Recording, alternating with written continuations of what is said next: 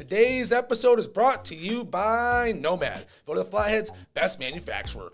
Nomad is a longtime supporter of the local community and sports scene, celebrating 20 years of building great careers in mission-focused custom vehicles. Nomad, a Montana-based company making a global impact. Visit nomadgcs.com for more info. That's nomadgcs.com for more information.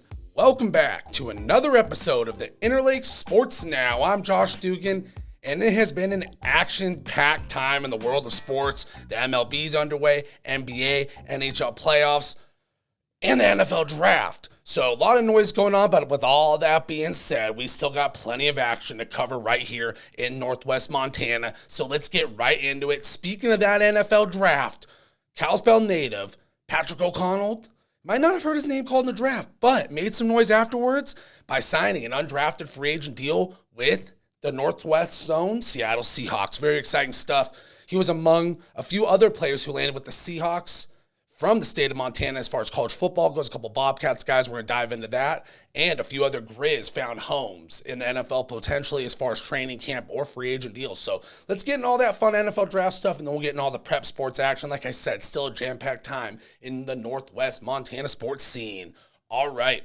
So starting with O'Connell, the standout linebacker from the Montana Grizzlies, former Glacier High product, signed a free agent contract with the Seattle Seahawks on Saturday. The Kalispell native had a banner career for the Griz, finishing with 242 tackles, 28.5 sacks, and 45 tackles for loss in 40 games from 2019 to 2022. So, heck of a career. One of those guys that you had a feeling he was going to find a home at the next level. It was just a matter of time, whether it was the draft or a free agent deal. And just throwing it out there, a lot of the times they say if you're going to be a late round pick, sometimes it can be better to land with a contender like the Seahawks in a, region you're familiar with. For O'Connell, sometimes, being a 7th round pick's nice for the resume, but that undrafted free agent, right scenario, right spot, that goes a long way in professional football. So might have just found a great home and a team who has a history of producing great talent on the defensive side of the ball. So overall, awesome stuff from the Glacier High product. He had a lot of good showing leading up to the NFL draft. He was at the Hula Bowl, and then he had a strong pro day at the University of Montana, so well-deserved for O'Connell. Congratulations. As for some other action with the Seahawks involving the state of Montana, a little Northwest theme here. Seahawks kind of might have been scouting heavy up this way. So, Seahawks last year, 9-8, Geno Smith, they were a strong team.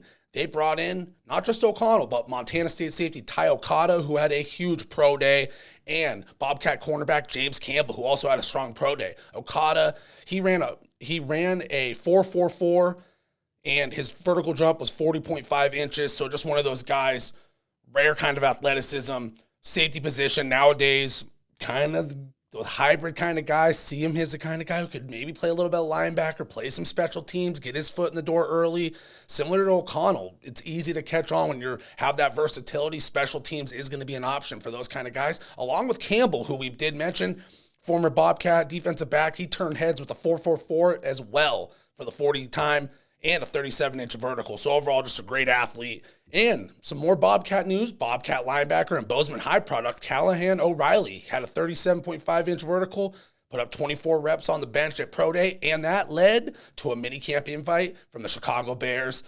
I'm going to just have to throw it in there. I'm a Bears fan, and there's no doubt, as a guy who's a tackling machine like O'Reilly, that's a place to go to develop. If you can latch on, that's a good place to go. And what do you know? Playing football in Bozeman your whole life, you're going to be ready for those Chicago winters, the windy city. So I think that's a great fit for O'Reilly to have a chance to make a name for himself and catch on with an NFL team. Love to see it. So all that news was from Saturday. Then Sunday, we had a little more exciting news out of Griz camp with defensive back Justin Ford landing an invite to camp at the Baltimore Ravens. Ford, an NFL talent, no doubt about it. There were some rumblings. Maybe his 40 time wasn't as great as people were expecting, and that could have had something to do with it. But one of those guys, they never threw his way. You get him in an NFL training camp with those resources, that coaching, and they're going to see right off the bat that technique is there. I like his chances to latch on. And like I said about some of the guys we already mentioned, great landing place for a defensive product to go to the Ravens, who historically have been one of the best teams in the last 20 to 30 years of developing defensive talent and the defensive backfield especially. So great fit for Ford. We'll see how it goes, but you like his chances to latch on there, and we're definitely rooting for him here from the Interlake Sports Now. So, last up, one more former Grizz found an NFL home heading into next season. This news broke on Monday with return man and wide receiver Malik Flowers signing with the New Orleans Saints. Flowers, one of those guys, again, had a great pro day, great 40 speed, set records as an FCS kick returner, and at the NFL level, you have that kind of speed, they're going to find a place for you on the field, whether it's in the return game, special teams, or as a playmaker. All kinds of different offensive schemes nowadays. You got to love that fit. The Saints also last year found success with a big sky kick returner, so might have been following a theme there a little bit. So to recap, you have the former Glacier High product and Grizz great Patrick O'Connell heading to the Seahawks, along with James Campbell and Okada. Those are all on undrafted free agent deals. Then you have former Grizz record-setting return man Malik Flowers, Saints bound on a free agent deal as well. And then you have Justin Ford and Callahan O'Reilly, Ford of the Grizz, O'Reilly of the Bobcats, two guys who had great college football careers in Montana, both getting invites to training camp, O'Reilly with the Bears and Ford with the Ravens. So a lot of fun stuff right there. I know that was a lot to break down, but overall it was such a great year of college football in Montana. There was so much talent. It felt like it was pretty much North Dakota State, South Dakota State, and the two Montana schools were arguably as loaded with talent as you could get. Yes, maybe Montana didn't finish with the record they wanted as far as the Grizz go, but the talent was undeniable on that team on both sides of the ball, especially the defensive side and special teams, and it reflects in the draft. So, awesome stuff. You love to see that, and rooting for all those guys to have an opportunity to prove themselves at the next level. We saw Troy Anderson in recent years make a name for himself. So, there's a lot of great football talent in this state playing college football. They're going to get their chance. So, we're going to move on to some prep sports action, and we will jump back into the college ranks to wrap things up. So, little bit of history, you could say, was made last week with cat dog baseball going down for the first time between Whitefish and Columbia Falls last week in Whitefish at Memorial Field last Friday. The Bulldogs, they took home an 8-0 victory over the rival Wildcats. It was a heck of a day for baseball. I was out there, great weather. It feels like the sun was shining. It's kind of just baseball weather, you could say. Dive into the recap just a little bit. Whitefish starter Ty Schwager pitched 5 scoreless innings while striking out 12, and Jacob Columbus fired 2 shutout innings to close things out for the Bulldogs. Whitefish coach Kyler Blades had this to say about his pitchers on the day. Ty and Jacob just shoved it on the mound. It was a whole lot of fun. Mac McLaughlin set the tone early for the Bulldogs with a leadoff single to right field. McLaughlin stole second and third, then came around to score when Columbia Falls catcher Dane 2 tried to throw out a stealing Schwager, which allowed McLaughlin to burst home and slide safely under the tag to make things 1-0. Quote, Mac McLaughlin got us going, got us charged up as our leadoff hitter, Blades said.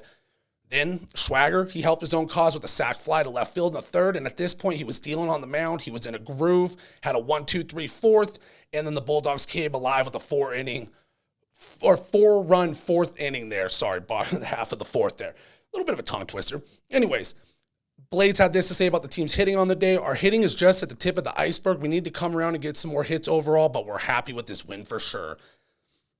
All that being said, the first ever cat dog baseball game took place after a tribute and moment of silence for the late Columbia Falls baseball coach Bill Sapa, who unexpectedly passed away last week. Blades praised Columbia Falls for their willingness to compete during a challenging time. Shout out to Columbia Falls. Reggie Sapa started on the mound. He threw really well, Blades said. It was cool to see them playing this great game because that's what Billy would have wanted. He would have wanted us to be playing, so we appreciate them and the best of luck to them the rest of the season. So that was the end of the recap there. Like Coach Blades mentioned, was an emotional day for Columbia Falls. A lot of credit to those kids for going out there and playing their heart outs, leaving it all on the field. Nothing but respect to them as competitors, as athletes, and young men. So kudos to them. That's what it's all about. And it was a nice gesture by Whitefish to have a tribute to Coach Sapa and all that. It was just an overall classy day. Like I said, spring weather, one of those days for baseball that there was something in there. All right. Let's move on to some more action on the diamond, but this time we'll get to Cat Dog softball, which for the first time in quite some time, Cat Dog softball went down at the varsity level with Whitefish fielding a varsity team again this spring for the first time in recent years. Columbia Falls did win that one big. It was 21-0, but the point being it was fun to see the rivals out there competing. Columbia Falls head coach Dave Keir was enthusiastic about the opportunity to compete against Whitefish, saying definitely fun for them to have a team, no doubt about it. So Columbia Falls definitely had the experienced squad. They were rolling. Demi Renzel hit a 3-run home run for the Wildcats. Hayden Peters was 3 for 4 at the plate with 3 runs scored while driving in 4 more. So overall experience showed on the day, but kudos to the Bulldogs for building that program up. And like Coach Kerr said, it is fun to see that rivalry just have another dynamic to it. I mean, the Cat Dog games, football started it out, and then throughout the whole year, it's just been awesome. So great stuff. All right, let's keep it going on the softball field with Glacier, who has been off to a great start. So we'll get to the Glacier recap. Last Friday, they swept Butte in a doubleheader. Zoe Allen and Emma Cook hit home runs, and Nakia Persinger packed 2 home runs in one game to complete the sweep, and that was in the nightcap. The Wolfpack are now 9-0 overall and 8-0 in league games. They batted just twice in the opener, but scored 12 runs in the second inning of the 15-0 win over the Bulldogs. Allen hit a 2-run homer in that big inning, and then Kaz Gronkowski and pitcher Ella Farrell all both drove in 2 runs.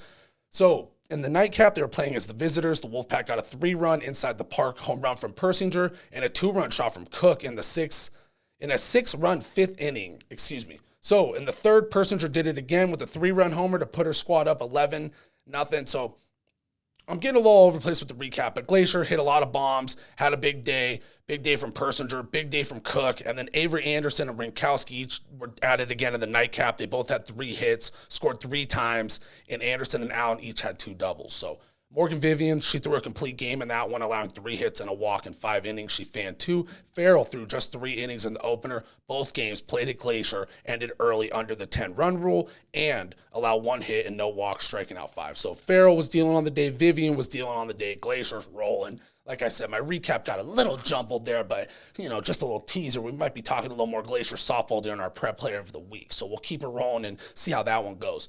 One more piece of prep news here. The Whitefish ARM Invitational was last week for the track and field, and the Whitefish boys and the Columbia Falls girls took home victories. Whitefish boys used depth to win their own ARM Invitational. This recap is from the Interlake last week. And that was last Saturday, and the Columbia Falls Wildcats girls, they won the same way with that depth. The Bulldogs boys won 4 events while piling up 117 points to 99 for second place Big Fork. Haver and Columbia Falls finished 3rd and 4th in the team race for the boys. Then the Wildcats for the girls, they took home that girls title despite the presence of just one event winner at McAllister, who took the pole vault trophy on the day. Haver edged Big Fork for 3rd place, and the Whitefish girls, getting a sprint sweep from Brooke Zatoni, were 5th with 60 points. The Whitefish boys had wins from Ethan Amick in the 3,200 and Carson Crack in the high jump and 300 hurdles, and in the long relay. Crack was also 2nd in the long jump, while Columbia Falls' Jace Duvall finished 1st. Columbia Falls also saw Malachi Simpson run the fastest time in Class A for the 100 meters, winning in 11.04 seconds. So overall, fun stuff from the ARM Invitational. Strong showing from the Wildcats girls and the Bulldogs boys, but kudos to all the competitors out there, and I'm sure they are happy to be competing in some good spring weather in the track and field arena right now. All right, let's get to our prep players of the week, presented by Hagedorn Media Group Montana. The team in Montana is here to help you grow. Our skilled team will assess your marketing goals and craft ROI-focused campaigns honed to meet your business needs. Our integrated marketing solutions will help your people find you wherever they are looking, whether it's Google, YouTube, apps, or your local newspaper. Contact Anton at 406-758-4410 for more information. All right, let's dive into those prep players of the week. First off, we mentioned him already, Ty Schwager of the Whitefish baseball team. Schwager took the mound for Whitefish during the first ever Cat Dog baseball game versus rival Columbia Falls, and he was dealing. He had it cooking from the get-go, mixing in the fastball that's been clocked in the low 90s, and he had great command on his breaking ball, throwing it for strikes throughout the game. In total, he pitched 5 innings of 2 hits, shut out baseball while striking out 12 as the Bulldogs took home an 8-0 win in the inaugural Cat Dog baseball showdown. So kudos to Schwager. Just had it going from the get-go on the mound, and just from a baseball standpoint, just a smooth delivery, easily repeatable, and can only imagine the kid's going to develop as he grows. So fun to watch. Next up, we mentioned her, Nakia Persinger. She had a huge game, 2 home runs, 8 RBIs in that nightcap for the Wolfpack's doubleheader sweep over Butte. 8 RBIs is a heck of a game. Persinger hit a pair of 3-run home runs. She sent the first one over the fence in the 3rd inning for her first homer, and in the 5th, she legged out inside the park home run as the Wolfpack cruised to victory. Our last prep player of the week selection. It's been a while since we've done this, but we're going to go with a group nod for the Glacier Tennis team as a whole for the boys and girls because they had such a strong showing at the Western AA Tennis Invitational at Flathead Valley Community College last weekend. Glacier's Harrison Sanders and Timmy Glanville defeated teammates Trey Inglet and Ethan Woods to claim #1 doubles title at the Western AA Invitational at FVCC on Saturday, one of several Wolfpack doubles wins. The meet featured 188 matches, and besides Flathead and Glacier, visiting teams included Butte, Helena High, Helena Capital, and Missoula Big Sky. Play stretched from the morning to the late evening, with some matches still in play at 8 p.m. Saturday night. So a long day of tennis, but we got that long days of sunshine back, so that's nice. So another Glacier duo won a doubles title Saturday on the girls' side with Haven Spear and Sarah Downs. They also had to play teammates in the chipper. Spear and Downs topped Colette Daniels and Katie Bittney 6-2 for the #1 girls doubles title. Glacier had another winner in Will Rudbach, who defeated Helena Capitals Ashton Shipley for the #1 boys singles title. Cassidy and Cadence Daniels won another doubles title for Glacier in the #2 bracket against teammates Tori Dobis and Claire Enos. Overall, what a strong showing from Glacier, with their competitors making up multiple finals matches and seeing a variety of Glacier tennis athletes pick up wins in their bracket from the singles and the doubles ranks. So overall, strong program with Glacier. Coach Josh Monroe won National Tennis Coach of the Year recently for the whole country, not just the state. So he's a heck of a coach, and he has that program headed in the right direction as tennis season really ramps up. I will say, as we wrap up this Prep Player of the Week nod, definitely been some great weather for tennis, track, softball, baseball, all these spring sports. It was like 88 degrees driving to work today. Maybe I almost had to ditch the long sleeve. But that being said, it's been some awesome weather, and you love to see it for these prep athletes getting out there and enjoying these last few months of the spring sports, really going hard, and it's going to be a lot of fun. So those were your Prep Player of the Week selections for this week, brought to you by Hagedorn Media Group Montana. Glacier softball product Kenzie Mole had a big week last week with her second collegiate home run. For the Grizz, Mole hit a 2-run first inning home run. The Grizzlies didn't score from there. They lost that game, but overall, you got to love it to see the Glacier High product thriving at the next level. The Grizzlies on the year, they did fall to 10-35. They're 4-11 in Big Sky games after hitting just 3 for 18 with runners on base. Mole had one of those hits. The Glacier High product hit her second career homer after Kendall Curtis hit a 2-out double. Mole swung the ball. Swung the bat well over the weekend, going 1 for 4 in a rare start Saturday after a combined 3 for 4 with 2 RBIs, while Montana split a double header with the Wildcats. So overall in the season, the Glacier High product is hitting .250, 11 for 44, 9 RBIs, and her .432 slugging percentage and .759 OPS ranked first on the team, though she has played just 24 of 45 games. But awesome stuff from the Glacier High product. Keep it going. All right, so little Lady Grizz news. So the transfer portal has been impacting the state of Montana. The Bobcats have some players on the way out. We'll get to that in a second. But the Lady Grizz, they welcomed 3 impact transfers. So signing scholarship offers were Espen McGraw from Iowa State, Imogen Greenslade from Arizona State, and MJ Bruno from Portland. Espen Miller McGraw, an ESPN 5-star product coming out of high school, so big-time prospect, is a 5'10" shooting guard. She played 4 years at Iowa State, will have 1 season to play at Montana. Greenslade is a 6'4" center. She played 3 years at Arizona State, the first of which was in the NCAA's COVID exception. So in 2020-2021, she will have 2 years of eligibility remaining due to that exception. Bruno, who made an official visit to Montana when she was a prep player at Central Valley High in Spokane, played 2 years at Portland, and will have 2 more to play for Montana. She is a 5'11" guard. Here's what head coach Brian Holzinger had to say of the recruits. All these kids are excited about our culture and how we do things here. They loved our team when they visited. We had some specific things I felt we needed to address. The sky is the limit for all 3 of them. They can be good as they want to be. So Coach Holzinger's excited, and just overall, those are some big-time moves for the Lady Grizz, bringing in a former 5-star prospect. I try not to get lost in all that too much as far as the stars and this and that, but at the end of the day, talent doesn't lie. If you have that kind of talent as a prep player, you had a good career at Iowa State. The Grizz got a good one. So overall, 3 key impact recruits on the way in. Our last piece of news we'll mention for the day, on the other end of the spectrum, the Bobcats men's basketball team did lose a trio of very much so impact players from last season, with star shooting guard Raekwon Battle heading to West Virginia to play for legendary head coach Bob Huggins. Got to think Battle's trying to elevate his chance to